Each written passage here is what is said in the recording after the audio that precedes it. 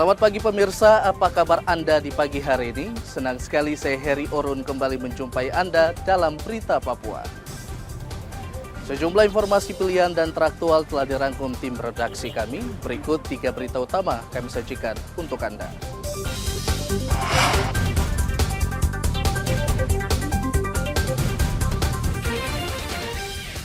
Perahu yang membawa 13 penumpang dihantam gelombang tinggi di perairan Mimika Barat. 3 orang meninggal dunia, 2 hilang. Puluhan ribu pengendara di Merauke, Papua Selatan menunggak pajak. Jelang pilkada serentak, Bawaslu gencar menyosialisasikan bahaya politik uang kepada tokoh masyarakat dan adat.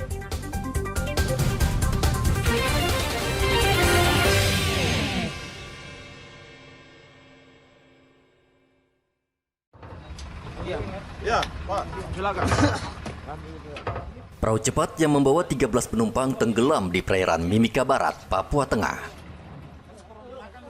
Diduga perahu itu dihantam gelombang tinggi. Perahu awalnya bertolak dari kampung Potowaiburu menuju kota Mimika. Perahu cepat itu tak kunjung tiba di kota Mimika sehingga tim SAR dikerahkan mencari perahu tersebut.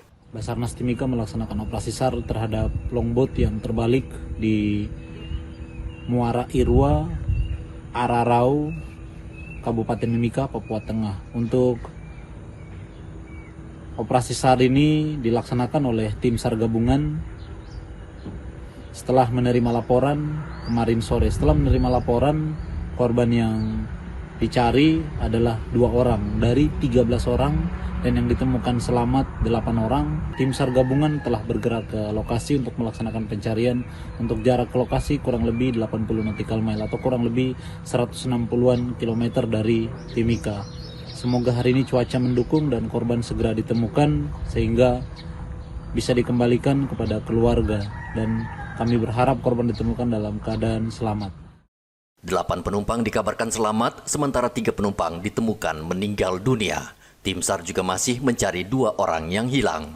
SAR menghimbau warga yang ingin bepergian menggunakan perahu cepat agar waspada karena gelombang di perairan Mimika sedang buruk. Igobat Momolin melaporkan dari Mimika, Papua Tengah.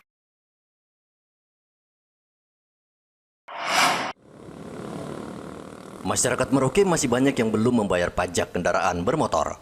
Padahal pendapatan dari pajak sangat diperlukan untuk menjalankan roda pembangunan di Merauke. Samsat Merauke, Papua Selatan mencatat dari 132.000 kendaraan bermotor di Merauke, hanya 38.000 yang membayar pajak. Akibatnya tunggakan pajak kendaraan bermotor di Merauke mencapai 74 miliar rupiah dalam kurun waktu 3 tahun. Data tunggakan yang kami munculkan itu ada pokok pajak saja itu ada 74 miliar. Itu terhitung tunggakan pajak dari 2013 sampai 2023. Itu tunggakannya pokok pajak saja 74 miliar.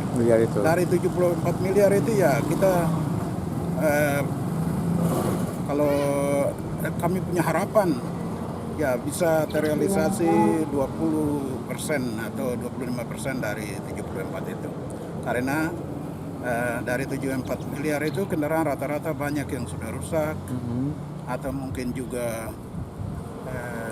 rusak, mungkin juga jadi barang sitaan bank, atau mungkin juga jadi barang bukti. Barang bukti ya. Di Polres sana kan Banyak kendaraan di atas kendaraan. Iya. Tumbuh di atas kendaraan. Jadi itu salah satu penyebab juga. Yang terdaftar di Samsat untuk wajib pajak kendaraan itu ada berapa banyak kendaraan semua? Ada sekitar 132.000. Ya. Nah, yang aktif yang dibayar pajak itu berapa banyak, Pak? Ya, setiap tahun kalau kita lihat itu ada 38.000 yang bayar pajak. Yang bayar pajak itu ya. Dari 130 sekian ribu itu.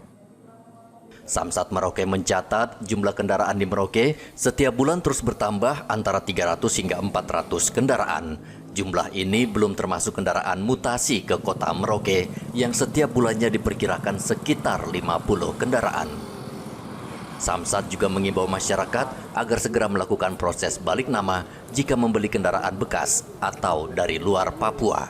Muhammad Ridwan melaporkan dari Merauke, Papua Selatan.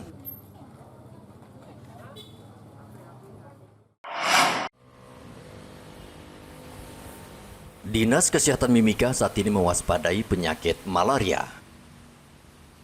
Akibat curah hujan yang tinggi di Kabupaten Mimika membuat kasus malaria meningkat.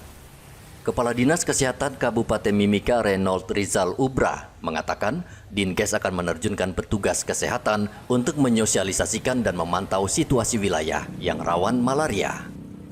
Di bulan mulai dari di awal Juni itu sampai nanti minggu pertama Agustus atau kedua Agustus itu curah hujannya masih tetap stabil. Nanti dia akan mulai kurang itu di di pertengahan Agustus sampai September.